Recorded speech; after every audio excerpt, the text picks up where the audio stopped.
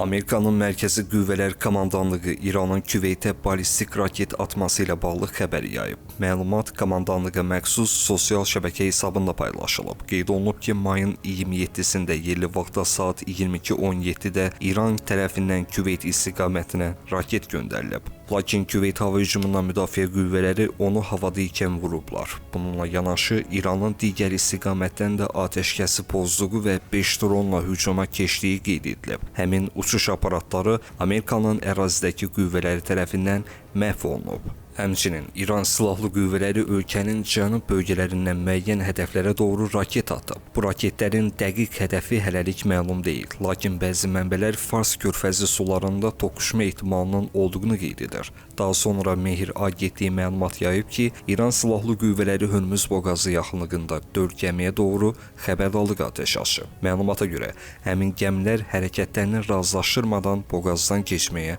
cəhd göstərib.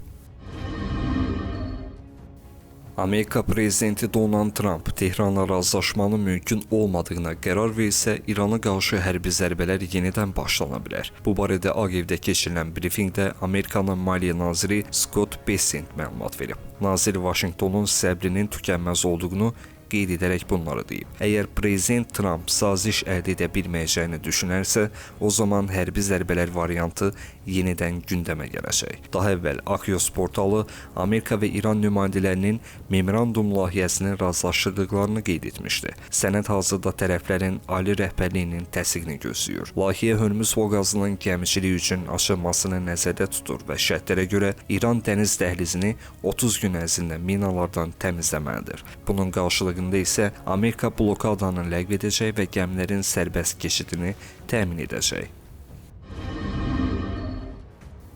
İran nüvə silahı axtarışında deyil. Bunu İran prezidenti Məsud Pezişkiyan deyib. Biz nüvə silahı axtarmırıq. Regiondakı gərginliyin səbəbi İsraildir. İran prezidentinin sözlərinə görə ölkəsi alçaldılma ilə aparılan diplomatiyaya qarşıdır. İnsanların 80 gündən artıqdır meydanda qalması dünyanı heyrətləndirir. Halbuki 2 bomba və raketin köməyi ilə bir qrup xainin ölkəni xaosa sürükləyəcəyini düşünürdülər. Pezişkiyan qeyd edib ki, İran dünyanın ən güclü dövlətinə müqavimət göstərib. Belə olan halda çətinlikləri qəbul etməliyik. Müharibə aparıb, hər şeyin adi qaydada davam etməsini gözləmək olmaz. İsrailin baş naziri Benyamin Netanyahu çərşənbə axşamı müdafiə qüvvələrinə Qəzza zolağının 70%-nə nəzarəti təmin etmək üçün əmr verib. Bu barədə Yerusəlim Post məlumat yayıb. Hazırda Qəzza zolağının ərazisinin 60% üzərində tam nəzarətimiz var. Mənim göstərişim bunu 70%-ə çatdırmaqdır. Süni intellekt texnologiyalarının inkişafı səbəbindən dünyada milyonlarla insan işini itirə və ya peşəsini dəyişməyə məcbur ola bilər. Bunu Rusiya prezidenti Vladimir Putin deyib. Əmək bazarı yenidən qurulur. Milyonlarla insanın işini itirdiyi və ya fəaliyyət növünü dəyişməyə məcbur olduğu ssenari olduqca realdır. İnsanların yerini kompüter zəkası tutacağı üçün bütün peşələr yox ola bilər.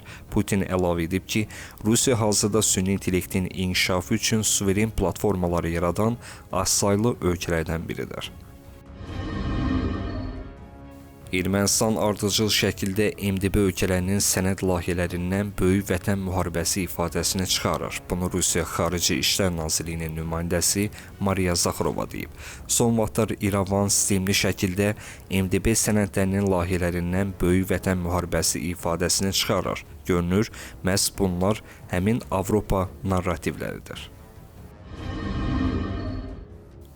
Ukrayna prezidenti Vladimir Zelenski qeyd edib ki, Kiyev özünün ballistik raket sistemini yaratmaq istəyir, lakin bu prosesə təkcə Rusiya deyil, qərb müttəfiqləri də mane olur.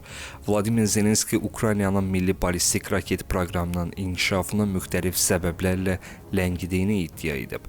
Onun sözlərinə görə Ukraynanın öz raket sistemini qurmasına ticarət və rəqabət maraqları səbəbindən qarşı çıxılır. Ukrayna öz ballistik sistemini qurmaq istəyir. Buna yalnız Rusiya qarşı çıxmır. Rusiya başa düşülən səbəblərlə, amma təkcə Rusiya deyil, onlar da başa düşülən səbəblərlə qarşı çıxırlar. Səbəblər ticarət və rəqabətlə bağlıdır.